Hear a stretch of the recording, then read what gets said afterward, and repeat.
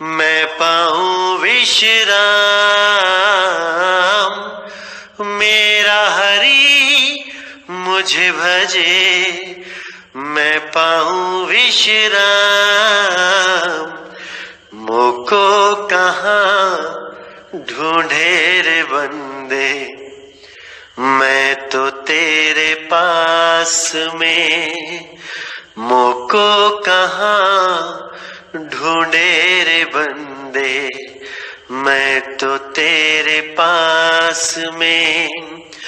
खोजी होए तुरंत मिल जाऊं, एक पल की तलाश में। खोजी हो तुरंत मिल जाऊं, एक पल की तलाश में। मुझको कहाँ ढूंढे रे बंदे, मैं तो तेरे पास में। मुझको कहाँ ढूंढे रे बंदे, मैं तो तेरे पास में। नमस्कार मेरे प्यारे भाइयों, मेरे परमात्मा के प्यारे जीव हंसों। मैं बंदी छोड़ से यही दुआ करूंगा कि आप सब मेरे भाइयों का विवेक पहले से ज्यादा और ज्यादा और ज्यादा से ज्यादा बढ़ता ही जाए, और ऐसी कोई दुविधा ना रहे जो आपको 1% भी भ्रमित कर पाए। मैं बस यही चाहूंगा अपने मालिक से कि आप सब मेरे भाइयों का विश्वास इतना दृढ़ कर दे, इतना दृढ़ कर दे कि कोई भी उस विश्वास को डिगा ना पाए। कितने ही काल के दूत क्यों ना आ जाएं अपना अपना अज्ञान सुनाने के लिए, लेकिन आप हर चीज को, उनकी एक एक चालाकी को बड़े आराम से समझ जाओ, बड़े आराम से उनकी चालाकी को पकड़ सको, ताकि आपको कोई भी मूर्ख ना बना पाए। मेरे भाइयों, ना बना पाए।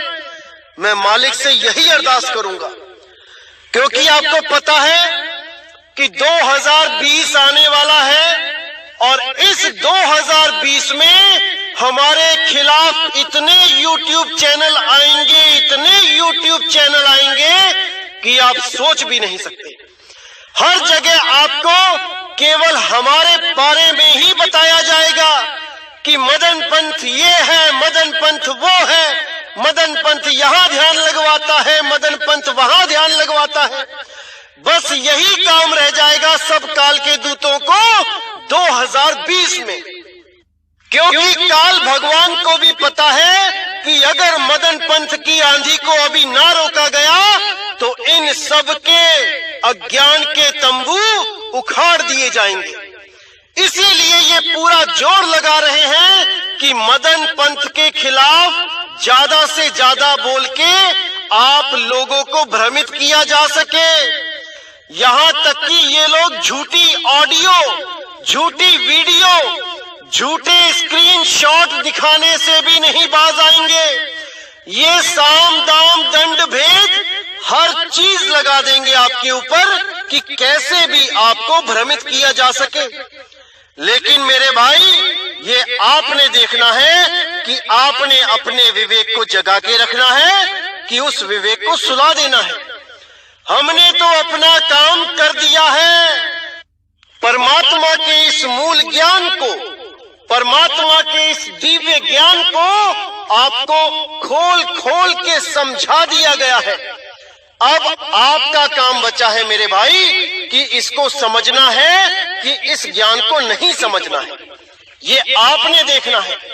मैंने अपनी तरफ से हर चीज बिल्कुल क्लियर कर दी है। अब आपने देखना है कि 52 अक्षरों के जाल में फंसना है या उस आदि अक्षर, उस पार ब्रह्म परमपिता परमात्मा का ध्यान करना है। अब ये आपने देखना है, क्योंकि हर चीज आपको समझा दी गई है। कुछ नहीं बचा है जो नहीं समझाया गया। हर चीज एकदम क्लियर कर दी गई है।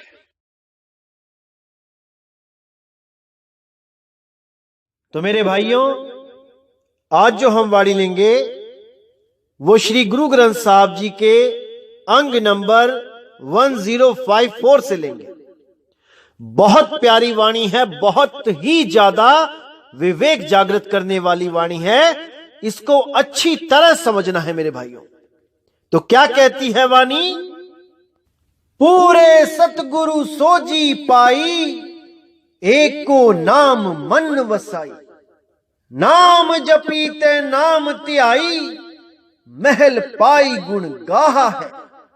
अब यहां पे बिल्कुल बिल्कुल बिल्कुल क्लियर कर दिया बाबा नानक ने कि पूरा सतगुरु वो है जो एक नाम देता है, जो एक नाम की बख्शिश करके हमारी सूरत को उस नाम से जोड़ देता है। किस नाम से? उस अकह नाम से, उस अखंड नाम से, उस अबोल नाम से, जिस नाम की वजह से ये सारी कायनात अस्तित्व में है। अगर वो नाम ना हो तो कुछ भी ना हो, अगर वो शब्द ना हो तो कुछ भी ना हो। इसीलिए बोला गया है पूरे सतगुरु सोजी पाई। ये सोजी पाई का क्या मतलब होता है, इसको अच्छी तरह समझ लो। सोजी का मतलब होता है विवेक, समझना। गुरु केवल आपको इतना विवेकी बना देता है कि आपको वो गूढ़ रहस्य समझ में आने लग जाते हैं जो उस शब्द को प्राप्त करने के लिए बहुत जरूरी है। केवल नाम जाप करने से अगर कोई परमात्मा को पाले तो सोजी की जरूरत ही नहीं है। सब के सब कोई ना कोई नाम तो जप ही रहे हैं, सोजी की कोई जरूरत ही नहीं है। लेकिन यहां पर पूरा जोर दिया गया कि गुरु, और वो भी केवल गुरु नहीं, पूरे सतगुरु, जो पूर्ण सतगुरु है। गुरु तो बहुत हैं, गली गली में गुरु बैठे हैं, लेकिन पूरा सतगुरु कौन है उस पे विचार करना है। पूरे सतगुरु सोजी पाई, हमारी अज्ञानता को दूर करके उस पूरे गुरु ने हमें वो विवेक बख्शा है, वो दात दी है जिसका मुकाबला इस दुनिया की कोई दौलत नहीं कर सकती। उस परमात्मा ने ऐसा विवेक दे दिया कि अब कोई हमें भरमा नहीं सकता। ऐसा विवेक देने वाले उस गुरु के मैं बल बल जाता हूं, मैं उसके चरणों से लिपटता हूं, उसके चरणों की धूल मस्तक में लगाता हूं। अगर मेरे जीवन में ऐसा पूर्ण विवेकी संत महात्मा आ जाए तो मेरे धन्य भाग हैं, जो मैं उस चीज को समझ पा रहा हूं जो बड़े बड़े ऋषि मुनि पीर पैगंबर महात्मा नहीं समझ पाए। उस चीज को मैं उस सतगुरु के द्वारा सही से सटीक समझ पा रहा हूं। धन्य है ऐसा सतगुरु जो उसने हम जैसे नीच लोगों को ऐसा विवेकी बना दिया, हम जैसे पापियों को ऐसा शुद्ध बना दिया। धन्य है वो सतगुरु, धन्य है।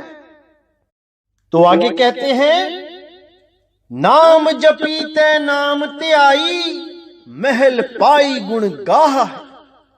अब यहां पर देखो बिल्कुल साफ क्लियर लिख दिया गया है, दोनों में अंतर समझने के लिए कि नाम जपीते नाम त्याई, कि नाम जपना और नाम त्याना यानी उस नाम का ध्यान करना, ये दोनों विधियों के बारे में वो गुरु जानता हो, जो नाम जाप को भी समझाता हो कि वो क्या होता है, और नाम त्याना उसको भी समझाता हो कि क्या होता है। वही पूर्ण गुरु है।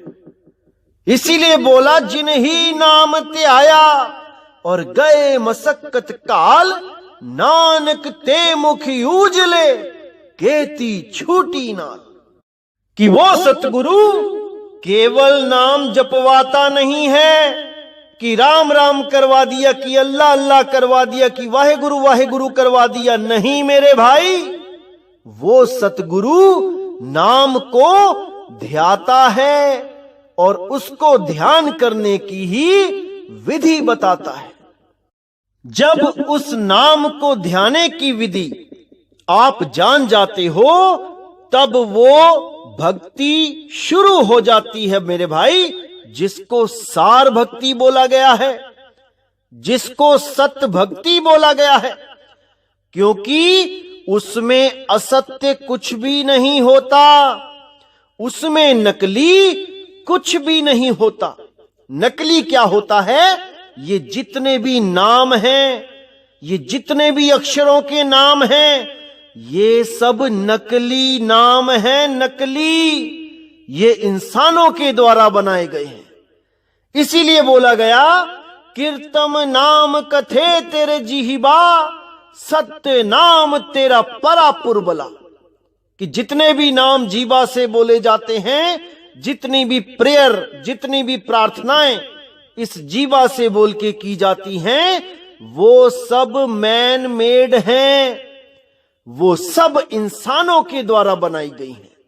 लेकिन उस सच्चे परमात्मा की सच्ची भक्ति, सच्चा नाम इंसान के द्वारा नहीं बनाया गया है, वो परमात्मा के द्वारा बनाया गया है। वो स्वयं सिद्ध है, वो किसी भाषा का गुलाम नहीं, किसी अक्षरों का गुलाम नहीं, किसी देश का गुलाम नहीं।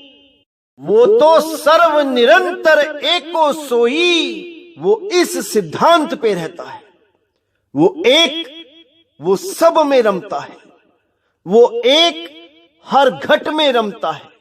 बस उस आत्म घट की पहचान करनी है मेरे भाई, उसको जानना है, ताकि तुम इस देह घट से न्यारे हो सको और आत्म घट को चीन के उसमें सदा सदा के लिए स्थित हो सको, ताकि तुम्हारा बार बार जन्म ना मरना सदा सदा के लिए समाप्त हो जाए मेरे भाई, सदा सदा के लिए समाप्त हो जाए। इसीलिए सारे गुरु साहिबान पूरा जोर लगाते हुए कहते हैं कि आत्म में राम, राम में आत्म, चीनस गुरु बिचारा।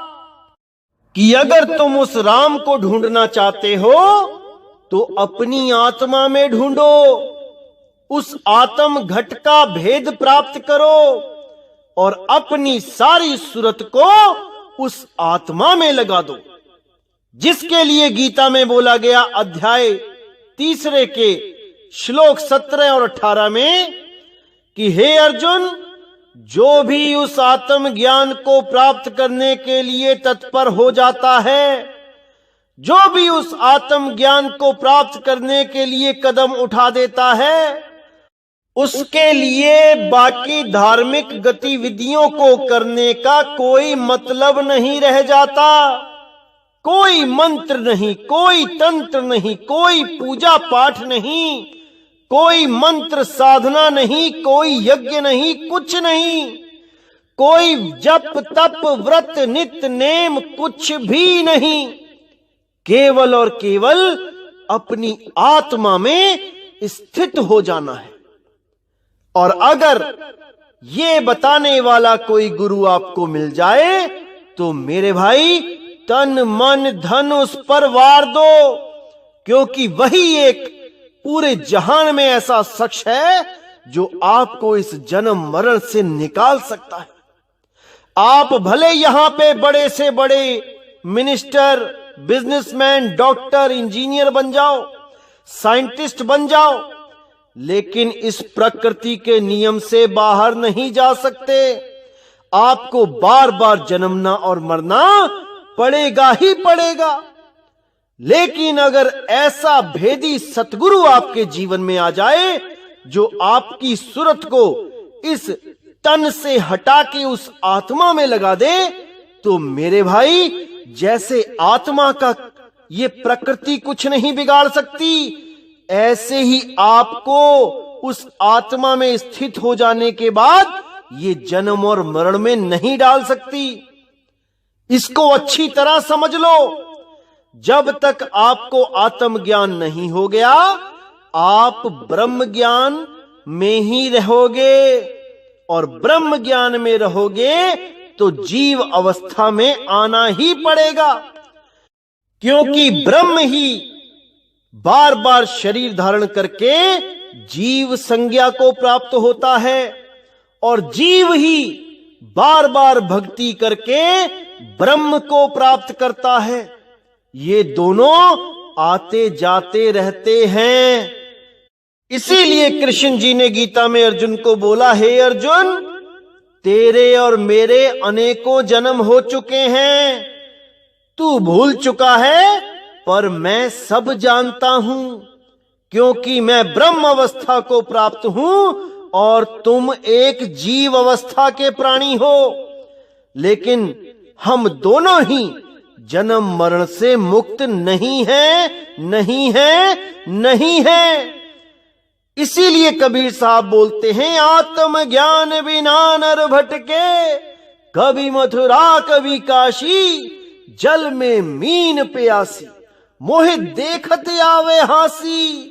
कि जब तक आप उस आत्मा में स्थित नहीं हो गए, आप बार बार जीव से शिव होते जाओगे और बार बार शिव से जीव होते जाओगे।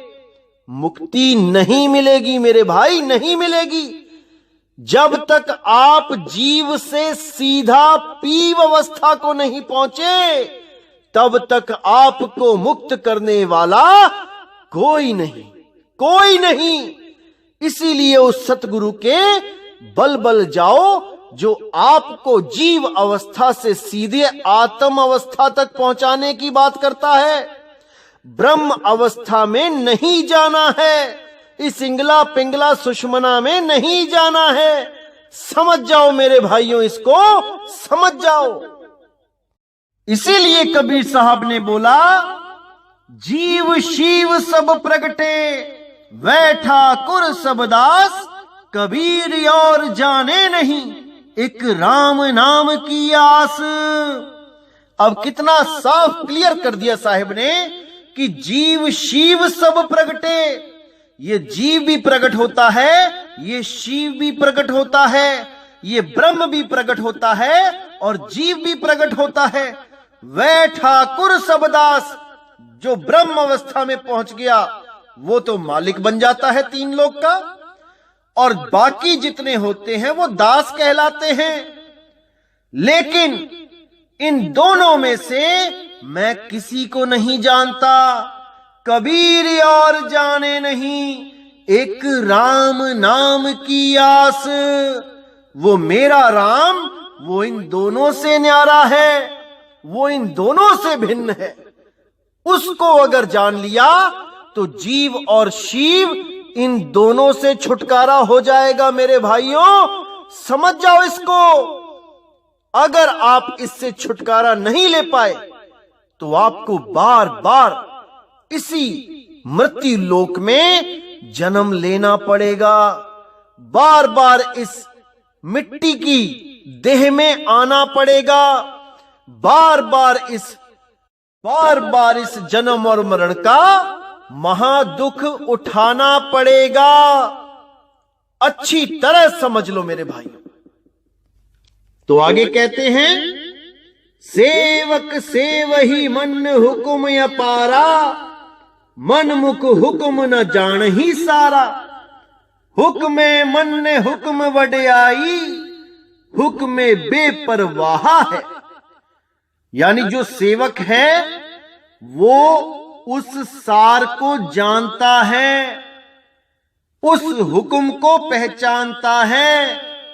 हुक्म का क्या भाव है यहां पे? सही साधना का हुक्म, सच्ची भक्ति करने का हुक्म, और उस हुक्म को पहचाने बिना कोई भक्ति कर ही नहीं सकता। उस हुक्म को जाने बिना किसी की मुक्ति हो ही नहीं सकती। इसीलिए नानक साहब ने बोला, नानक हुक्म पछाण के तऊ जा खस में मिलना। उस खसम में मिलने से पहले उस खसम को जानना पड़ेगा, उस हुक्म को जानना पड़ेगा। बिना हुक्म पहचाने कोई मुक्त नहीं हो सकता। उसी हुक्म की बात यहां पे हो रही है कि सेवक सेवही मन हुक्म अपारा। उस अपार ज्ञान का जो हुक्म है उसको सेवक जानेगा पहले। मनमुख हुक्म ना जान ही सारा। जितने भी मनमुखी होंगे ये उस हुक्म को जान ही नहीं पाएंगे कि वाणियों में हुक्म दिया क्या जा रहा है, क्या करने को बोला जा रहा है। ये सब अपने अपने बनाए मंत्रों को इन ग्रंथों में सिद्ध करके इसी में जीवों को उलझा देंगे, इसी में जीवों को उलझा देंगे। और जीव सोचेंगे हमारे गुरु ने तो ग्रंथों में से प्रमाणित मंत्रों को निकाल के पकड़ाया है हमें, जबकि ये सारे के सारे मंत्र इंसानों के द्वारा बनाए गए हैं, उन्हीं ऋषि मुनियों के द्वारा बनाए गए हैं जो खुद ही ये मंत्र जप के पार नहीं हो पाए। वही मंत्रों को निकाल निकाल के आज के अधूरे गुरु आपको दे देते हैं। इसीलिए कबीर साहब को यहां आना पड़ा कि ये तंत्र मंत्र का जाल तोड़ दिया जाए। अरे तंत्र मंत्र सब झूठ है, इनमें न उलझे कोई, सार नाम जाने बिना कागा हंस न होए। उस सार नाम को जाने बिना सबके सब कौवे ही रह जाएंगे, कोई भी हंस नहीं हो पाएगा। इन्हीं मंत्रों के लिए, इन्हीं 52 अक्षरों के लिए बोला, अरे 52 आखर जोरे आन, सके न आखर एक पहचान।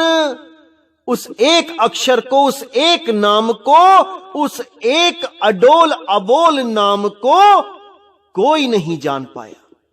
सबके सब 52 अक्षर में ही उलझ गए। इसीलिए बोला 52 आखर जोरे आन, सक्या न आखर एक पहचान। उसको पहचानना होता है मेरे भाई, वो धुन कैसी है उसको पहचानना पड़ेगा। अगर उस धुन को पहचानते हो तब तो सही धुन से सुरत को जोड़ दोगे, नहीं तो काल के द्वारा जो धुनें चलाई जाती हैं इस खंड ब्रह्मांड में, उन्हीं धुनों को सुन सुन के जीवन बर्बाद कर दोगे। इस अखंड नाद का, इस अखंड धुन का भेद केवल भेदी सतगुरु जानते हैं। अन्य इस पूरे ब्रह्मांड में कोई नहीं जानता। केवल भेदी गुरु उस भेद को जानते हैं और वो भेद प्रदान करके अपने शिष्य को पार करते हैं, और कोई पार नहीं कर सकता। इसीलिए उसको पूरा सतगुरु बोला गया है। ये कोई देह गुरु की बात नहीं हो रही यहां पे। अरे देही को सतगुरु कहे, ये तो धुंधर ज्ञान और 4 दाग आवे नहीं, वाको सतगुरु जान। ये उस शब्द गुरु के लिए बोला जा रहा है जो शब्द गुरु स्वयं पूर्ण सतगुरु है। वो किसी देह का गुलाम नहीं है, लेकिन हम लोगों को समझाने के लिए वो एक मनुष्य रूप में यहां आता है और सत्संग करता है, और सत्संगों के माध्यम से आपको जन्म मरण से पार कर देता है। जब तक ये चीज हम नहीं समझते, हम देही गुरु और विदेही गुरु में भेद कर ही नहीं पाते। हम देही गुरु को ही विदेही गुरु समझ के बैठ जाते हैं, जबकि देही गुरु से विदेही गुरु सर्वथा भिन्न है, अलग है। 4 दाग आवे नहीं। मैंने कितनी बार 4 दाग के बारे में बताया है, उस पे विचार करो, विचार करो मेरे भाइयों। तो आगे क्या कहती है वाणी? गुर प्रसादी हुक्म पछाणे, धावत राखे इकत घर आणे। नाम राता सदा बैरागी, नाम रतन मणि ताहा है। अब यहां पर कितना क्लियर कर दिया नानक साहिब ने कि गुर प्रसादी हुक्म पछाणे। जो गुरमुख होगा वो उस हुक्म को पहचान जाएगा, वो उस हुक्म को बूझ लेगा कि हुक्म क्या दिया जा रहा है परमात्मा के द्वारा। वो इन अक्षरों में नहीं उलझेगा, वो इन अक्षरों से परे चला जाएगा। 52 आखर लोक त्रय, सब कुछ ही नहीं माही, ये आखर खिर जाएंगे, अरे वो आखर इनमें नहीं। तो गुरमुख जो होगा उस अक्षर की पहचान करेगा जो 52 अक्षर में नहीं है, उसको प्राप्त करेगा। तो बोल दिया साहब, गुर प्रसादी हुक्म पछाणे, धावत राखे इकत घर आणे।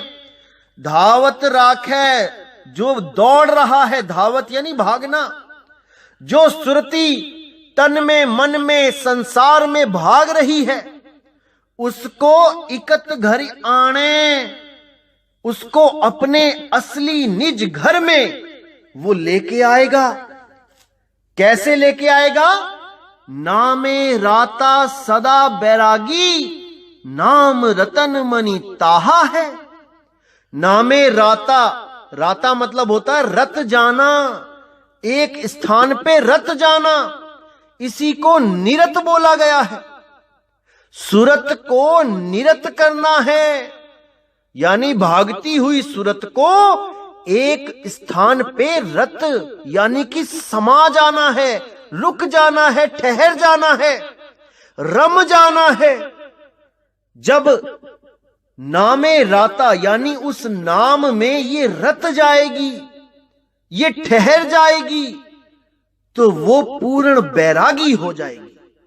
नामे राता सदा बैरागी, नाम रतन मणि ताहा है। उसको वो नाम रतन मिल जाएगा, ना कि उस रतन का नाम मिलेगा। इसमें बहुत गहराई है मेरे भाई, समझना पड़ेगा। उसको स्वयं परमात्मा मिलेगा गुरु के द्वारा, और उस परमात्मा में सूरत को रमाना है। उस परमात्मा रूपी शब्द में सूरत को रमाना है, ना कि उस परमात्मा का, उस शब्द गुरु का कोई वर्णात्मक नाम दिया जाएगा कि इसको सारी उम्र जपते रहो और इसी से वो परमात्मा प्रकट होगा। कभी नहीं होगा मेरे भाई, केवल मन ही प्रकट हो सकता है, क्योंकि ये नाम ही मन के द्वारा उपजाए गए हैं। किसी के मन ने इसको हिंदी में बना दिए नाम, अंग्रेजों के मन ने उसको अंग्रेजी में नाम बना दिए, अरब देश वालों ने अरबी के नाम बना दिए मन के अनुसार, जापान वालों ने जापानी नाम बना दिए। सब अपने अपने मन के अनुसार इन मनमुखी नामों को बना के इन्हीं का जाप करने लगे।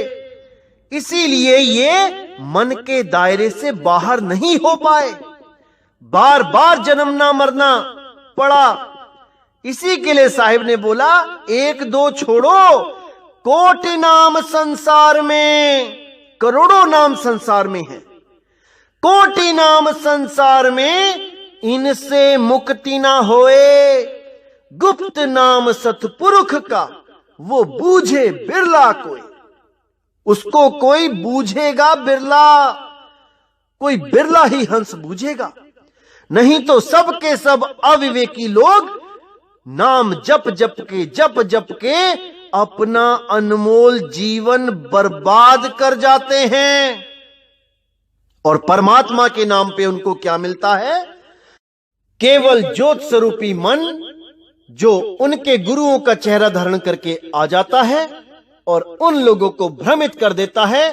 और वो लोग ये सोचते हैं कि हमें परमात्मा मिल गया, हमें हमारा गुरु मिल गया शब्द रूप में, नूरी स्वरूप में। अरे मेरे भाई, यही महाजाल है। वही नूरी स्वरूप का गुरु उनको खंड ब्रह्मांड की सैर कराता है, उन रूहानी मंडलों में घुमाता है। और यही जड़ वस्तुएं जो आप अपनी आंखों से देखते हो, खंड ब्रह्मांड, सूरज चांद सितारे, यही आपको अंदर दिखा दिए जाते हैं। जो पिंडे सो ब्रह्मंडे, और इन्हीं को सत्य मानकर आप ये सोच के बैठ जाते हैं कि हमें तो परमात्मा मिल गया, और यही जन्म मरण में धक्के खाते रह जाते हैं। इसी के लिए कबीर साहब ने बोला है कि भाई वो देह गुरु नहीं है। इसीलिए साहिब ने बोला, तुम सो कहो जो नाम विचारी, अरे ज्योति नहीं वो पुरुष ना नारी। ना तो वो ज्योत है, ना वो कोई पुरुष है, और ना ही वो कोई नारी है नारी। इनमें से वो कुछ नहीं है।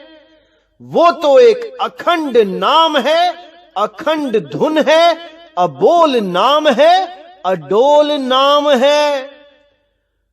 आत्मा अडोल ना डोलई, वो कभी नहीं डोलती।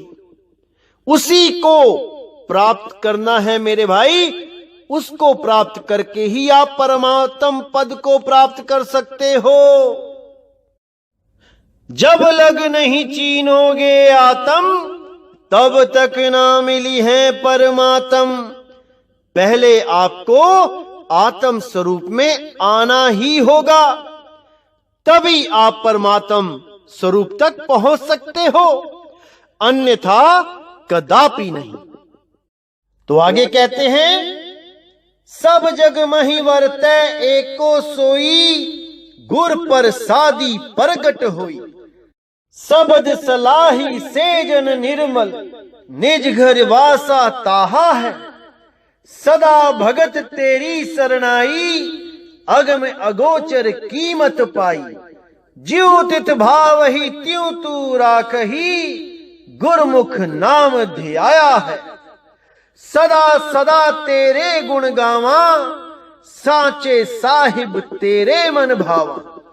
नानक साच कहे बेनंती, सच देवहु सच समाहा है। अब कितना क्लियर कर दिया यहां पर नानक साहिब ने। अगर आप समझेंगे तो हर चीज समझ में आएगी। तो क्या कहते हैं, सब जग महावर्ते को सोई, गुर पर सादी प्रगट हुई। यानी वो एक पूरे संसार में हर घट में रमता है, वो सब में समाया हुआ। गुर पर सादी प्रगट हुई, वो प्रगट तब होता है जब गुरु की दया हो जाती है। नामदान रूपी प्रसाद जब मिल जाता है, तब वो प्रगट हो जाता है। प्रगट तो वो है ही, लेकिन हमारी सूरत वहां तक पहुंच नहीं पा रही, इसलिए है प्रगट पर दीखत नहीं। वो प्रगट होता हुआ भी गुप्त होता है, लेकिन जब सूरत को शब्द का भेद मिल जाता है तो वो उसको प्राप्त कर लेती है। तो कहते हैं, शब्द सलाही सेजन निर्मल, निज घर वासा ताहा है। कि फिर उस शब्द से ये सूरत जब अटैच हो जाती है तो निर्मल हो जाती है और अपने घर वापस चली जाती है, अपने निज घर में वास मिल जाता है इसको। सदा भगत तेरी शरणाई, अगम अगोचर कीमत नहीं पाई। सदा सदा के लिए भगत तेरी शरण में चला जाता है और उस अगम अगोचर अनुभव की कोई कीमत नहीं होती। उस परमात्मा के नाम को कोई मोल में नहीं तोल सकता। ज्यों तुद पावही त्यों तू राखही, गुरमुख नाम त्याया है। वो जैसे हमें रखता है हम उसी में खुश रहते हैं। तेरा पाना मीठा लागे, उसी में हम, चाहे वो सुख हो चाहे वो दुख हो, उसी में हम उस मालिक को याद करते हैं, उस मालिक से फरियाद करते हैं कि मुझे ये सुख दुख नहीं चाहिए, मुझे केवल और केवल मालिक आप चाहिए। परमात्मा से केवल परमात्मा को मांगना है मेरे भाई। इन सुखों को, झूठे सुखों को, झूठे आनंदों को नहीं मांगना है। उससे केवल उसकी ही डिमांड करनी है जिससे परम आनंद की प्राप्ति होती है। तो कहते हैं सदा सदा तेरे गुण गावा, सच्चे साहिब तेरे मन भावा। यानी कि हमेशा हमेशा मैं तेरे ही गुण गाऊंगा, चाहे तुम कैसे भी मुझे रखो, चाहे गरीबी में रखो, चाहे अमीरी में रखो, चाहे जैसे मर्जी रखो, मैं केवल आपके ही गुण गाऊंगा मेरे मालिक, केवल आपके। सच्चे साहिब तेरे मन भावा। मेरी एक ही अरदास होगी आपसे कि बस मैं आपको भा जाऊं, आप मुझको अपना लो। बस मेरे दिल की यही अरदास है और मुझे इस संसार से कुछ नहीं चाहिए। सच्चे साहिब तेरे मन भावा, नानक साच कहे बेनंती, सच देवहु सच समाहा है। मतलब कि नानक साहब कहते हैं कि नानक साच कहूं बेनंती, कि मैं सत्य बोलता हूं, उस परमात्मा से बेनती करके बोलता हूं कि हे मेरे परमात्मा, तुम सत्य स्वरूप हो, तुम सत्य पुरुष हो। इस दुनिया में सत्य का प्रचार केवल आप ही करने आते हो, केवल आप ही सत्य दे सकते हो। सच देवहु सच समाहा हो।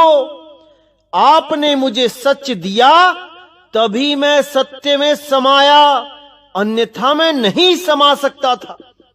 बेई नदी पे आके आपने मुझे सत्य का लखाव किया, तभी मुझे सत्य बोध हुआ, सत्य ज्ञान हुआ। अगर आप बेई नदी पे मुझे सत्य का ज्ञान ना देते तो मैं और आगे जन्मों जन्मों में चला जाता, मैं सत्य में समा नहीं पाता। सच देवहु सच समाहा है। आपने मुझे सत्य दिया है, सत्य बताया है, इसलिए मैं सत्य में समाया हूं। आपका लाख लाख बार, कोट कोट बार धन्यवाद करता हूं, चरण वंदना करता हूं कि आपने इस दास को चुन लिया और सत्य के साथ जोड़ दिया। मेरे मालिक, जोड़ दिया। नानक नीच कहे विचार, धानक रूप रहा करतार। तो मेरे भाइयों, इसको समझना है, इसको बहुत प्रेम से, बहुत विवेक के द्वारा एक एक शब्द पे विचार करना है। अगर हम वाणी पे विचार करेंगे तो हम इस काल के जाल से निकल जाएंगे, अन्यथा हमें ये काल बार बार जन्मेगा, बार बार मारेगा। किसी भी गुरु का कुछ नहीं घटने वाला, कोई गुरु को कोई फर्क नहीं पड़ने वाला। आपके 84 में चले जाने से पता नहीं कितने शिष्य, कितने गुरुओं के गधा, कुत्ता, बिल्ली, बकरा बन के घूम रहे हैं। किसी गुरु को कोई फर्क नहीं पड़ रहा भाई। इस पर विचार केवल आपने करना है कि आपके साथ क्या होगा। कोई गुरु, उसको कोई फर्क नहीं पड़ेगा भाई। फिर समझ लो, इन संतों की वाणियों पे एक एक शब्द पे विचार करो, सार मथो, और सार निकले तो समझ जाना कि अब आपके जीवन का कल्याण होगा ही होगा। उसी सार के अनुसार आपने गुरु धारण करना है। जो गुरु आपको सार से जोड़ दे, केवल वही गुरु आपने धारण करना है, अन्यथा किसी भी गुरु को धारण करने का कोई लाभ नहीं होगा। जो गुरु सार को जानता ही नहीं है, वो आपको असार से ही जोड़ेगा। इसलिए मेरे भाई, गुरु तो ऐसा चाहिए जैसा सूप सुहाए, और सार सार तो गही रहे, थोथा दे उड़ाए। ऐसा गुरु धारण करना है मेरे भाई। तो आज का सत्संग मैं यहीं समाप्त करता हूं और पूरी उम्मीद करता हूं कि आपको हर चीज समझ में आ रही है। एक एक शब्द आपको बिल्कुल क्लियर होता जा रहा है। और क्षमा चाहूंगा कि मैंने ये सत्संग बहुत लेट किया, क्योंकि मेरे भाइयों, बहुत से सत्संग और बहुत से लोगों को नामदान दिलवाया इन 15-20 दिनों में। और मैं अब दुबई में, यूनाइटेड अरब अमीरात्स में प्रचार कर रहा हूं।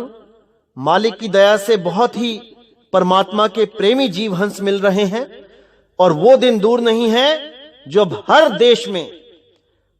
देश में परमात्मा के जीव जागेंगे, उस अकह नाम, अडोल नाम, अबोल नाम की महिमा को पहचानेंगे और 52 अक्षरों से दूर हो जाएंगे, 52 अक्षरों के जाल को तोड़ देंगे। तो इसी के साथ दोस्तों मुझे विदा करो। जय गुरु बंदी छोड़ वैराग साहिब, जय गुरु बंदी छोड़ साधु शरण साहिब, जय गुरु बंदी छोड़ बाबा नानक साहिब, बाबा गुरु अंगद देव साहिब, बाबा संत पलटू साहिब, भीका साहिब, बाबा नामदेव जी, रविदास जी महाराज, मेरे सभी प्यारे संत। जय जय सतगुरु बंदी छोड़ सतगुरु सत्य कबीर साहिब की सदा ही जय हो, सदा ही जय हो मेरे मालिक की साहिब बंदगी सतनाम।